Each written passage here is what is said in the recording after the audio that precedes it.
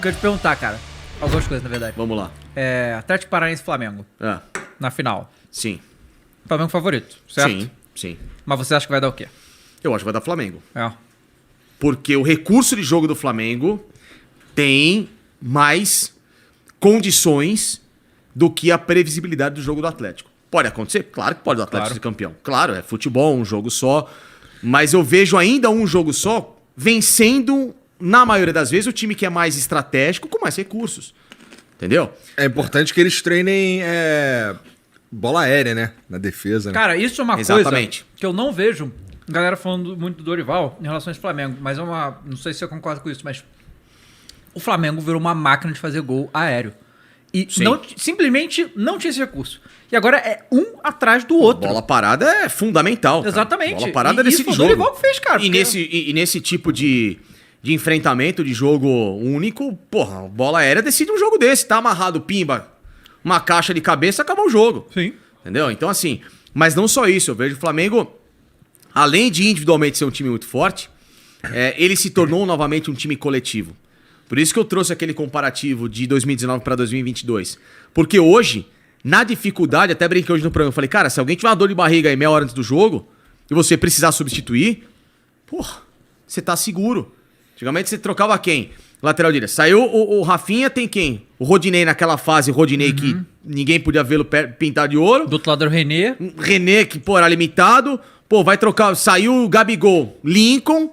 Era o Renier, molequinho, 17 anos. Então, assim, era o Vitinho. Né? Então, assim, você não tinha o mesmo recurso. Claro, podia ganhar, como N jogos. O Flamengo até foi campeão brasileiro jogando muito mais até com um time mesclado do que com aquela formação maravilhosa. Mas hoje tá diferente, cara. E a bola que tem jogado, né? Se a gente pega um 1 contra 1 de 2019 pra cá, pô, cara, tudo bem que a base praticamente é a mesma. Mas a zaga, Pablo Mari ou Rodrigo Caio. E Rodrigo Caio com hoje o Léo e o Davi. O que o Léo tá jogando é impressionante. Esse Entendeu? é um dos caras que eu achava será que o Léo não tá jogando hoje no mesmo nível do Rodrigo 2019? Eu nunca cornetei o Léo Pereira. tá. Não, imagina. nem eu, nem você, nem um monte, né, cara? A gente vai numa lá, os amigos meus que brincavam lá, né? Os Flamengo, Léo Peneira, né? Léo Peneira. Ele chamava de Léo Pereba. Léo Pereba e hoje Não, jogando e demais. assim, cara, e que bom pra ele, que bom pro Flamengo. Ótimo. Assim, eu, particularmente, eu acho que eu preferi o Fabrício Bruno titular. Gosto muito Eu acho ele muito simples, assim. A simplicidade no futebol, pra mim, é o recurso mais legal que tem. Eu gosto muito dele também. Né? Mas aí que tá, a gente tem... A zaga foi um problema tão grande pro Flamengo nos últimos anos e agora a gente tem, 4 zagueiros sólidos, né? Por quê? Porque o Flamengo acertou tudo aquilo que ele deixou de olhar no período recente. A dupla de volantes. Pra mim, o grande segredo de um time de futebol, mais do que um centroavante, do que um puta meia, tal, um goleiro, é uma dupla de volantes. Sem ela, você não destrói, você não protege e não constrói. Ali é o coração do jogo.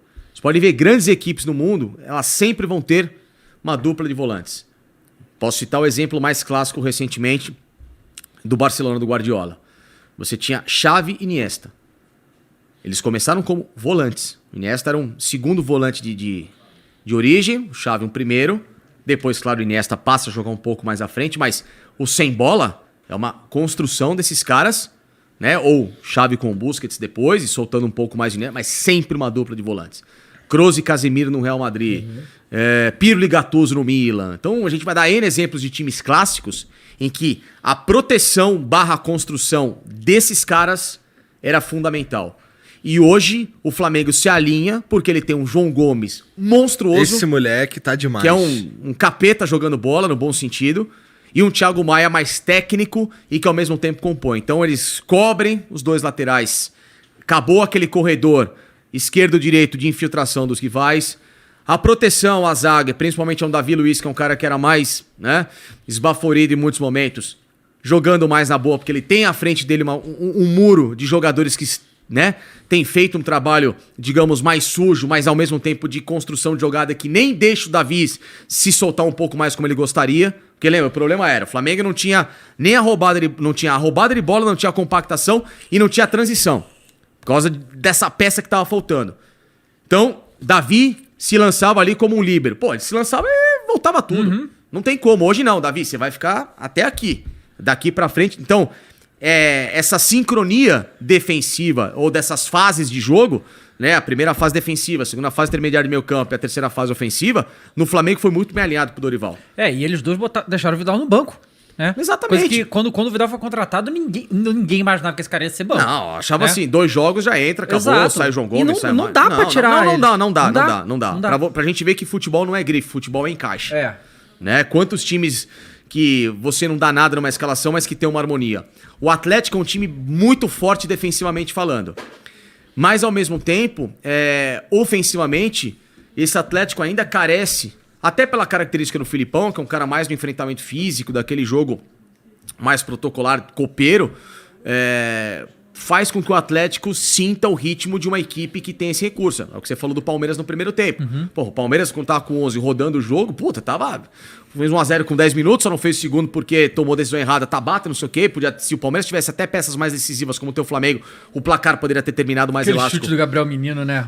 Então. O Bento foi muito bem. Pô, então, são, recursos que hoje o Flamengo tem. Individualmente, dentro do lado coletivo da história. Então, todo esse conjunto me faz crer que o Flamengo tem uma condição enorme de ser campeão da Libertadores. E não é demérito ao Atlético, não. Porque passou com muita justiça, passou com um trabalho que o Filipão faz que é lindíssimo de recuperação, o último talvez da carreira dele como técnico. Mas futebol é futebol, tem sempre o que ganha, tem sempre o que perde. E hoje o favoritismo ele e com muita propriedade do Flamengo.